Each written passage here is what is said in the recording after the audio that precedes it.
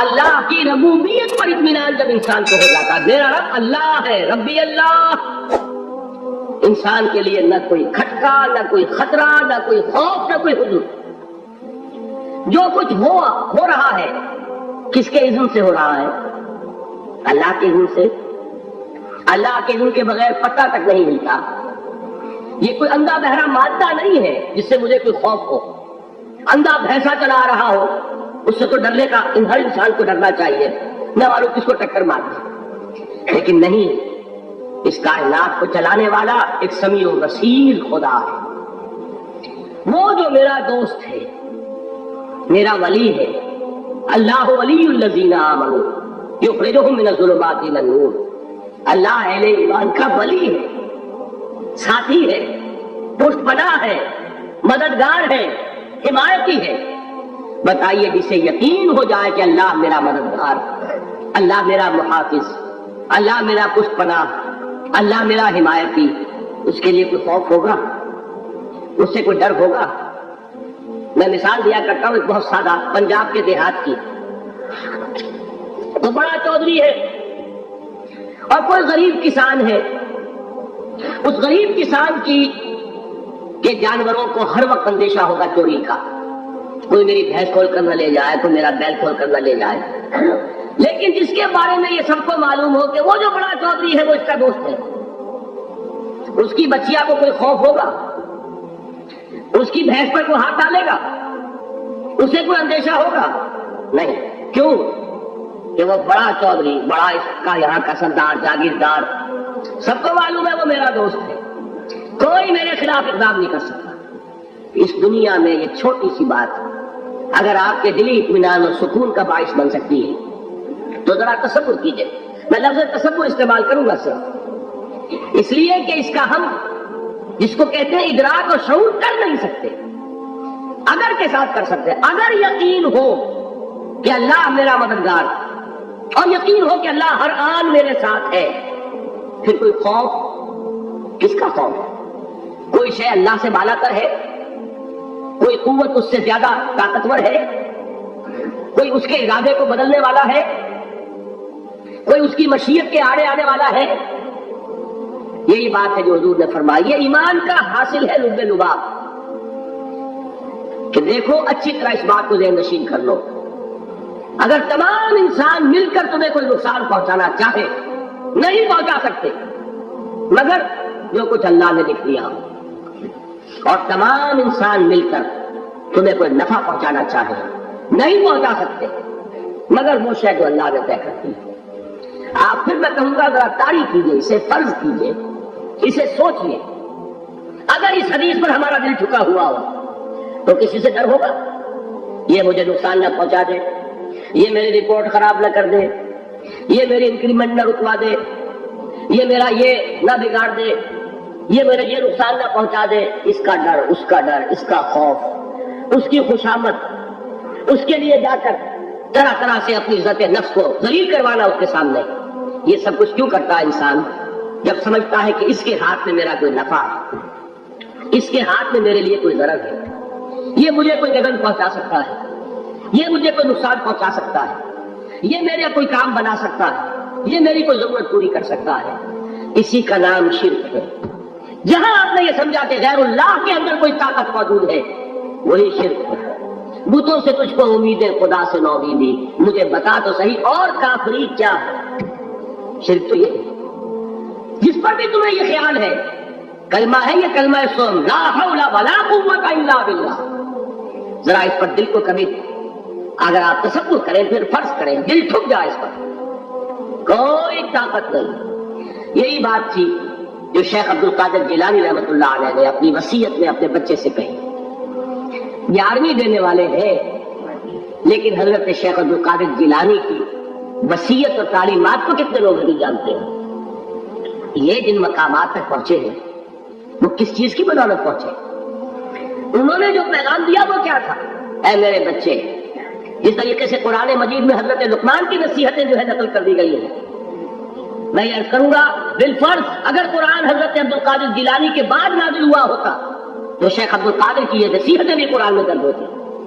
اتنی اونچی نصیحتیں ہیں اے میرے بچے اس حقیقت کو ذہن نشین کر لیں، لا فاعل فی الحقیقت ولا مؤثر الا اللہ، اس کائنات میں نہ کوئی فاعل حقیقی ہے نہ مؤثر حقیقی ہے سوائے اللہ۔ کسی شے میں کوئی تاثیر نہیں اگر اللہ نہ چاہے، آگ جلا نہیں سکتی اگر اللہ نہ چاہے، پانی ڈبو نہیں سکتا اگر اللہ نہ چاہے، زہر ہلاک نہیں کر سکتا اگر اللہ نہ چاہے، کوئی چیز فائدہ نہیں پہنچا سکتی اگر اللہ نہ چاہے۔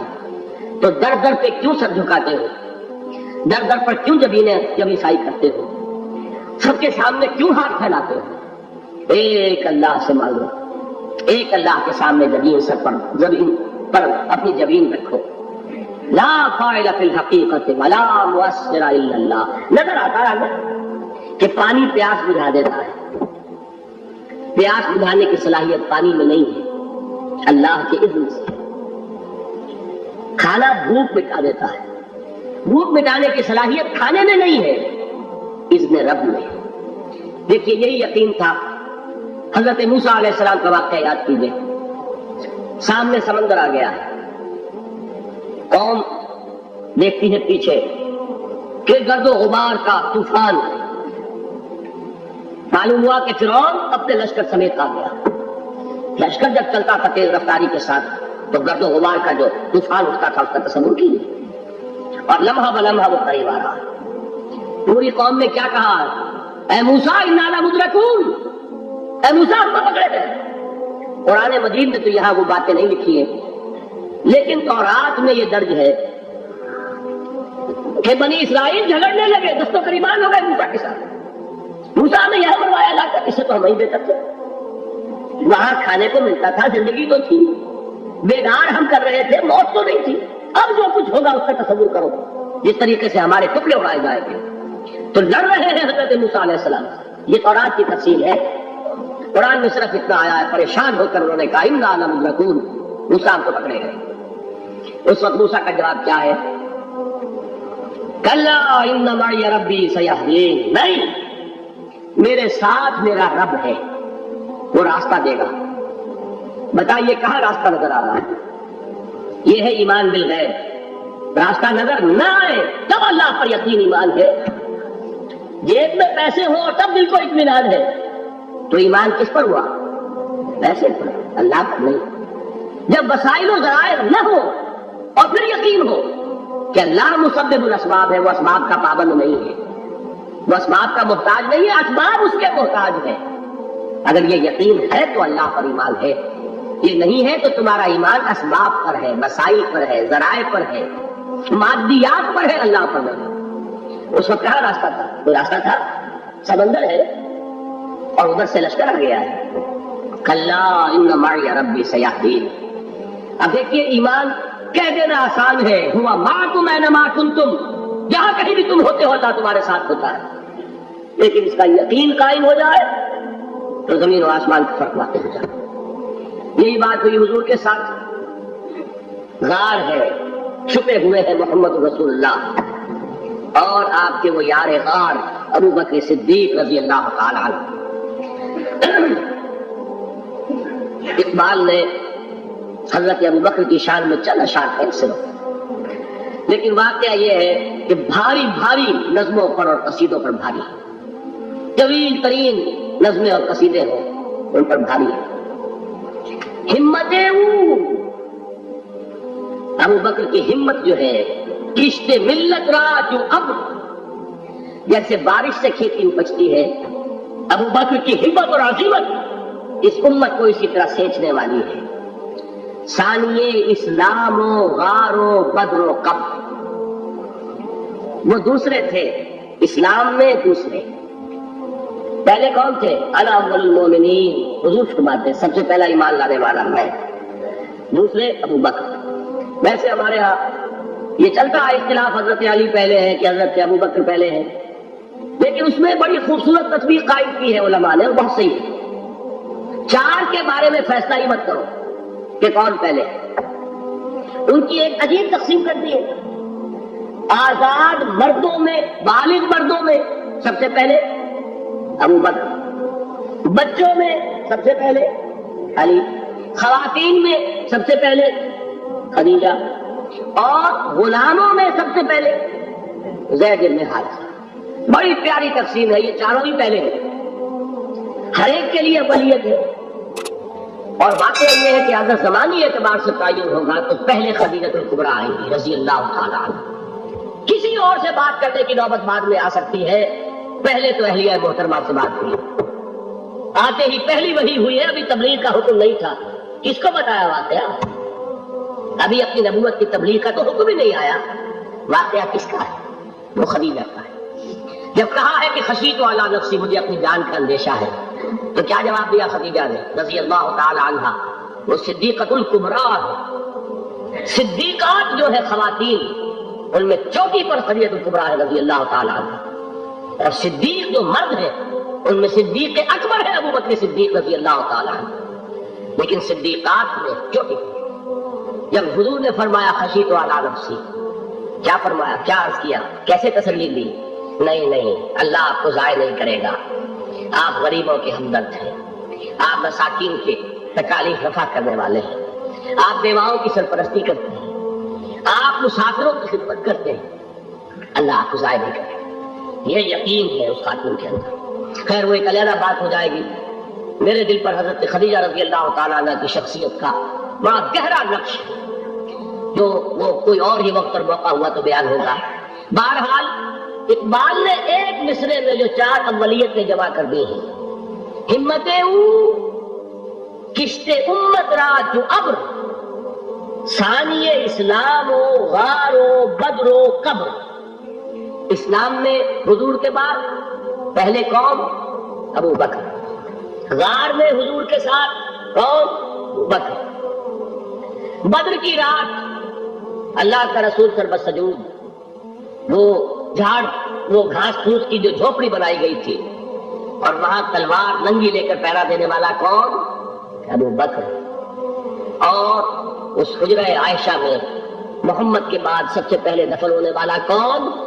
ابو بکر رضی اللہ تعالیٰ عنہ صلی اللہ علیہ وسلم. وہ جو معاملہ میں سنا رہا تھا غار ثور کا, حضرت ابو بکر بھی حضور کے خیال سے لرز گئے ہیں.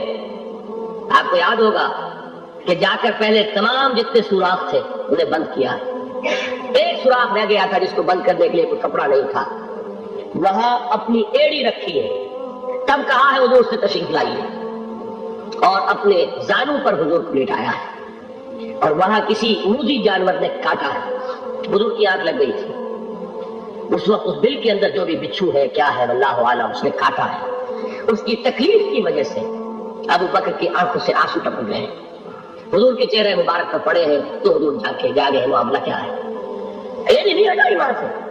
مبادہ وہ جانور وہاں سے نکل کر محمد الرسول اللہ کو کوئی گردن پہنچا دے. ابو بکر کی ایڑی ہے, جس طرح چاہے کھا لے, ختم کر دے, جان نکل جائے تب کوئی آنچ آئے محمد پر تو آئے, لیکن جیتے جی نہیں. وہ ہے ابو بکر. حضور کے خیال سے اس وقت حضور نے پھر اپنا لعاب دہن لگایا ہے, اور اس سے پھر آپ کی تکلیف ختم ہوئی. جیسے خیبر میں حضرت علی کی آنکھ دکھ رہی تھی, اس کو جو شفا حاصل ہوئی ہے وہ بھی حضور کے لعاب دہن سے ہوئی. تو بہرحال اس وقت انہوں نے کہا ہے کہ اے نبی یا رسول اللہ, اگر اس وقت ان میں سے کسی نے غیر ارادی طور پر بھی اپنے قدموں کی طرف جھانک کیا تو پکڑے جائیں. کیا جواب تھا اللہ کے رسول کا؟ لا تحزن ان اللہ معنا, اللہ ہمارے ساتھ ہے. کیوں گھبراتے ہیں ابو بکر؟ یہ ہے ایمان باللہ. اللہ تعالیٰ نے جو انسان پیدا کیے ہیں ان کے مزاج مختلف ہیں. ان میں کچھ لوگ ہوتے ہیں جو قوی ہوتے ہیں ارادے کے, تو فیصلہ کر لیا. کچھ لوگوں میں وہ قوت ارادی اتنی مضبوط نہیں ہوتی, وہ ادھر ادھر سوچتے رہتے ہیں. کچھ لوگ جسمانی طور پر بہت توانا ہوتے ہیں, کچھ لوگ جسمانی طور پر پیدائشی طور پر کمزور ہوتے ہیں. تو اگر کوئی قوت ارادی کمزور رکھنے والا شخص ہے, وہ بھی تو اللہ کی تخلیق ہے, اللہ کا بندہ ہے, خطاؤں کا ضرور ہو جاتا ہے, توبہ کرتا ہے, پھر کچھ عرصے کے بعد خطا کا ضرور ہو جاتا ہے, پھر توبہ کرتا ہے. تو ہم تو یہ سمجھیں گے کہ ایک حد کے بعد اس کی توبہ قبول نہیں ہونی چاہیے. لیکن حدیث ہوگی وعن ابی ہریرہ رضی اللہ تعالی عنہ قال قال رسول اللہ صلی اللہ علیہ وسلم ان عبدا اذنب ذنبا, یقیناً ایک بندہ جو ہے وہ ایک گناہ کرتا ہے. فقال, پھر وہ کہتا ہے رب, اے میرے پروردگار, اذنبت فاغفر لی, مجھ سے گناہ ہو گیا ہے, مجھے معاف فرما دے. فقال ربہ, تو پروردگار یہ کہتا ہے عالم عبدی ان لہ ربا یغفر الذنب ویأخذ بہ، میرا یہ بندہ یہ جانتا ہے کہ اس کا ایک رب ہے جو گناہ معاف بھی کر سکتا ہے اور سزا دے بھی سکتا ہے. کیا مانی؟ گناہ اس نے کیا ہے لیکن جانتا ہے اللہ کو کہ وہ معاف بھی فرما سکتا ہے، تبھی تو اللہ سے معاف کی درخواست کر رہا ہے. اس کے اس جاننے کی بنیاد پر، اس کے اس علم کی بنیاد پر، اس کے اس ایمان کی بنیاد پر فرمایا غفرت لعبدی، میں نے اپنے بندے کو معاف کر دیا. ثم مکث ما شاء اللہ، پھر وقت گزرا جتنا کہ اللہ نے چاہا. ثم اذنب ذنبا، پھر اسے گناہ ہو گیا. فقال رب اذنبت ذنبا فاغفر، پھر کہتا ہے پروردگار مجھ سے گناہ ہو گیا، پھر مجھے معاف فرما دے. فقال رب، اللہ فرماتا ہے عالم عبدی ان لہ ربا یغفر الذنب ویأخذ بہ، میرا بندہ ہے نا جو جانتا ہے کہ اس کا ایک رب ہے، ایمان باللہ اس کے اندر ہے، تبھی تو پکار رہا ہے. اور یہ بھی جانتا ہے کہ وہ گناہ معاف بھی کر سکتا ہے اور چاہے تو پکڑ بھی سکتا ہے، سزا بھی دے سکتا ہے. تو فرمایا اللہ تعالیٰ فرماتے ہیں میں نے فرمایا میں نے معاف کر دیا. ثم مکث ما شاء اللہ، پھر ایک عرصہ گزرا اس کے بعد. ثم اذنب ذنبا، پھر اس نے گناہ کیا. قال رب اذنبت ذنبا آخر، اس نے کہا پروردگار میں نے تو پھر ایک اور گناہ کر دیا، فاغفر لی، مجھے بخش دے. فقال عالم عبدی ان لہ ربا یغفر الذنب ویأخذ بہ، میرا بندہ جانتا ہے نا کہ اس کا ایک رب ہے جسے وہ پکار رہا ہے، اور وہ جانتا ہے کہ اسے اختیار حاصل ہے کہ چاہے تو بخش دے اور چاہے تو پکڑ دے. اس کے اس علم اس ایمان کی بنیاد پر میں نے اسے معاف کر دیا. ایک اور حدیث میں نے چونکہ اس گفتگو کے لیے ان احادیث کا تفحص کیا ہے، یہ تو بہت حدیث ہے، میں نے ان میں سے کچھ چنی ہے. ہمارے پاس باعث ناصح، وہ بھی کسی شخص کو روکتے رہے، برائیوں سے روکتے رہے نہیں رکتا تو کہیں غصے میں آ کے اللہ نے کبھی معاف نہیں کرے گا. یہ کتنا بڑا جرم ہے، اس کا اندازہ کیجیے. حدیث تو میرے بندے کو میری رحمت سے مایوس نہ رہے، کتنا بڑا جرم ہے اس کا اندازہ کیجیے. یہ مسلم شریف کی روایت ہے عن جندب، حضرت جندب رضی اللہ تعالیٰ عنہ سے، ان رسول اللہ صلی اللہ علیہ وسلم حدث، کہ اللہ کے رسول صلی اللہ علیہ وسلم نے ایک واقعہ بیان کیا.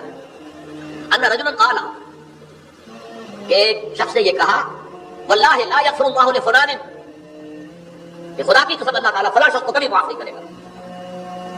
وان اللہ تعالیٰ قال، اس پر اللہ تعالیٰ نے یہ فرمایا من ذا الذی یتعالی علیہ، کہ کون ہے جو میرے اوپر حکومت کرنے والا آ گیا، جو میری طرف سے حکم لگا رہا کہ میں کبھی معاف نہیں کروں گا.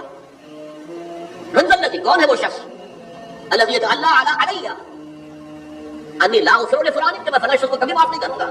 قد غفرت لفلان، اس کو تو میں نے معاف کر دیا. واحببت عملہ، اس شخص کے تمام اعمال میں نے ضائع کر دیے کہ تم نے میرے بندے کو مایوس کیا.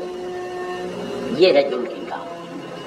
تو توبہ کی دعوت دیتے رہو، توبہ کے لیے لوگوں کو آمادہ کرتے رہو، توبہ جو ہے اس کے لیے ترغیب دیتے رہو. اللہ تعالیٰ معاف فرمانے والا. بات نہیں سنا رہا ہوں، یہ تو بہت ہی عجیب حدیث ہے اور متفق علیہ، بخاری مسلم دونوں. حضرت ابو سعید الخدری رضی اللہ تعالیٰ عنہ جو ہے مجھے راوی ہے. حضور نے فرمایا کانا فی من کانا قبلکم رجل قتل 99 نفسا، تم سے پہلے جو امت تھی بنی اسرائیل، گویا کہ ان کا ذکر ہے، اس میں ایک آدمی ایسا تھا جس نے 99 قتل کیے تھے. اب آپ اندازہ کیجئے کتنا بڑا گناہ کبیرہ ہے قتل. قرآن مجید میں آتا ہے وَكَأَنَّمَا قَتَلَ النَّاسَ جَمِيعًا، اگر ایک انسان کو بھی ناحق قتل کر دیا گیا تو ایسے ہی ہے گویا کہ اس نے پوری نوع انسانی کو قتل کیا. اس نے 99 قتل کیے. فَهَلْ لَهُ مِن تَوْبَةٍ، پھر اس کے بعد یہ ہوا کہ اس کے اندر توبہ کا جذبہ پیدا ہوا. فَسَأَلَ عَنْ أَعْلَمِ أَهْلِ الْأَرْضِ، تو اس نے پھر سوال کیا، لوگوں سے پوچھا کہ زمین میں رہنے والوں میں کون سب سے بڑا عالم ہے. وَدُلَّ عَلَىٰ رَاهِبٍ، تو اسے بتایا گیا فلاں راہب فلاں جگہ پر ہے، وہ بہت نیک ہے، بڑا عالم ہے. فَأَتَاهُ، وہ اس کے پاس آیا. فَقَالَ أَنَّهُ قَتَلَ 99 نَفْسًا فَهَلْ لَهُ مِن تَوْبَةٍ، انہوں نے کہا دیکھیے راہب صاحب میں نے 99 انسان قتل کیے، اب مجھے یہ بتائیے کہ میرے لیے توبہ کا کوئی امکان ہے. فقال اللہ، مجھے کہا نہیں. فقتلہ، اس نے اس کو بھی قتل کر دیا.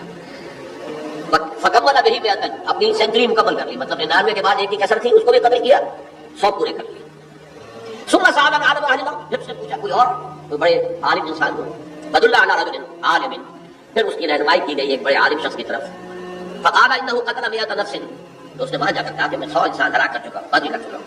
فهل له من توبہ، میرے لیے توبہ کا کوئی امکان ہے.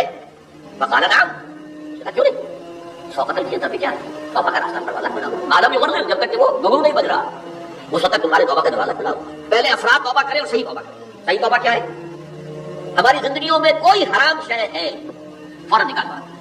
ہماری معاشرت اور اس معاشرے میں رہتے ہوئے جو قانون ہے جس کے ہم پابند ہیں، ہم کسی زانی کو رجم نہیں کر سکتے، ناممکن ہے، یہ تو قانون ہی بنے گا تب ہوگا.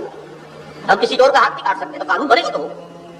تو ہم جن چیزوں پر عمل نہیں کر سکتے قانوناً، ان کے علاوہ باقی پوری شریعت جس پر عمل کیا جا سکتا اس پر عمل کرنا ہوتا ہے۔ سود میں بند نہیں کر سکتا، بینکوں کو میں آگ نہیں لگا سکتا، اور بینکوں کو ہاتھ لگانے کے تبھی سود تو ختم نہیں ہوگا، لیکن یہ تو کر سکتا ہوں کہ براہ راست سود میں ملوث کروں، سود پر قرضہ لے کر اپنا کاروبار نہ چمکاؤں، نہ بڑھاؤں، سود پر قرضہ لے کر اپنے مکان نہ اونچا کروں، یہ تو کر سکتا ہوں۔ تو کم سے کم ڈائریکٹ کسی نے قانون نہیں بنایا کہ لازم ہے آپ پر کہ آپ سودی قرضہ لیں اور اپنی بلڈنگ عالی شان بنا لیں، کسی نے کیا؟ یہ اگر کر رہے ہیں تو آپ بنیے۔ آپ کے معاشرے میں کوئی قانون نہیں بنا کہ پردہ ختم، برقع حرام، مثل یہ ترکی میں تو کر دیا گیا ہے برقع حرام، وہاں تو سر کو اوپر جو ہے ڈھانپنا جو ہے، اسکارف لینا بھی ممنوع ہے، یہاں تو نہیں ہے۔ پھر یہاں جنہوں نے چھوڑا ہے مجرم خود ہے، یہاں تو اللہ کا شکر ہے کوئی ایسا مصطفیٰ کمال پیدا آج تک نہیں ہوا ہے جس سے ان چیزوں کا حکم دیا، ترغیب ہے، ذرائع ابلاغ کے ذریعے سے، فحاشی ہے، بنیادی ہے، لیکن چوز آپ خود کرتے ہیں، فیصلے کا اختیار آپ کا اپنا ہے۔ تو جن چیزوں کے اندر بھی گناہ سے بچنے کا امکان ہے اس کو عملاً کر دیا جائے، اور نمبر 2 عزم مصمم کر لیا جائے کہ نہ اب بقیہ زندگی جتنی بھی ہے اس میں اپنی توانائیاں، اپنی قوتیں، اپنی صلاحیتیں سب کروں گا تیرے دین کی تبلیغ اور تیرے دین کے قائم کرنے کی جدوجہد۔ عزم مصمم، یہ سلطنت ہے خدا داد پاکستان، اور اللہ ہے خاص ہے، خاصان رسول، وقت دعا ہے، امت میں کہیں آپ جب وقت پڑا ہے، میں اپنے احساسات جو ہے آپ کے سامنے الفاظ میں بیان نہیں کر سکتا۔ یہ جب یروشلم کی تباہی ہوئی تھی جس کا میں نے ذکر کیا ہے، 6 لاکھ انسان قتل ہوئے تھے اور 6 لاکھ اور نبوکدنیزر جو تھا وہ ہاتھ کا بھیڑوں بکریوں کی طرح بیبلونیا لے گیا تھا، اس سے پہلے کتنے ہی نبی اہل کتاب تھے وہ کہتے رہے تھے کہ ہوش کرو، توبہ کر لو، بلکہ ایک جگہ کے الفاظ یہ ہے درخت کی جڑ پر کلہاڑا رکھا جا چکا ہے، ابھی ہوش میں آ جاؤ، ہوش میں نہیں آیا۔ دنیا پرستی جو بھی ان کے نفس پرستی جو بھی ان کے اوپر مسلط ہو چکی تھی اس نے انہیں توبہ نہیں کر دیا، تباہی اور بربادی ہو گئی۔ آج ہماری نگاہوں کے سامنے عراق کے ساتھ کیا ہو رہا ہے، بغیر اس کے کہ کوئی جرم ہو، بغیر اس کے ہم تو بڑے بڑے جرم کر چکے ہیں ان کی نگاہ میں۔ نان پرولیفریشن ٹریٹی جو ہے اس کے خلاف ہمارا عمل جا رہا ہے، پوری دنیا کے اندر ان کا کہ ہم اس کو ایٹمی صلاحیت کو نہیں پھیلنے دیں گے۔ وہ ایک خاص وقت میں افغانستان میں انہیں ہماری ضرورت تھی اپنے اصل دشمن یو ایس ایس آر، اپنے مقابل کی طاقت کو ختم کرنے کے لیے، اس وقت انہوں نے اپنا منہ جو ہے پھیر لیا تھا، نہیں دیکھا تھا، اور ہمارے ہاں اللہ کی رحمت آ گئی کہ ایٹمی صلاحیت بھی حاصل ہے۔ اور پوری دنیا میں شاہ عبداللہ نے کہا تھا، پرنس عبداللہ نے، کہ یہ آپ کا نہیں ہے، یہ جو نواز شریف صاحب سے جب اس کا ہم نے دھماکہ کیا ہے یہ بم آپ کا نہیں ہے، یہ پوری امت مسلمہ کا بم ہے۔ کیسے یہ برداشت کر سکتے ہیں یہودی اور یہودیوں کے اعلی کار عیسائی، خاص طور پر Protestants, west white Anglo Saxon Protestants? تو سمجھ لیجئے کہ پاکستان کی جڑوں پر بھی جیشہ رکھا جا چکا ہے۔ یہ میرے احساسات نہیں، اس سے کم میں تعبیر ہوتی ہے، لیکن اب بھی امکان ہے، اب بھی امکان ہے، اب بھی امکان ہے۔ توبہ کرو، توبہ کراؤ،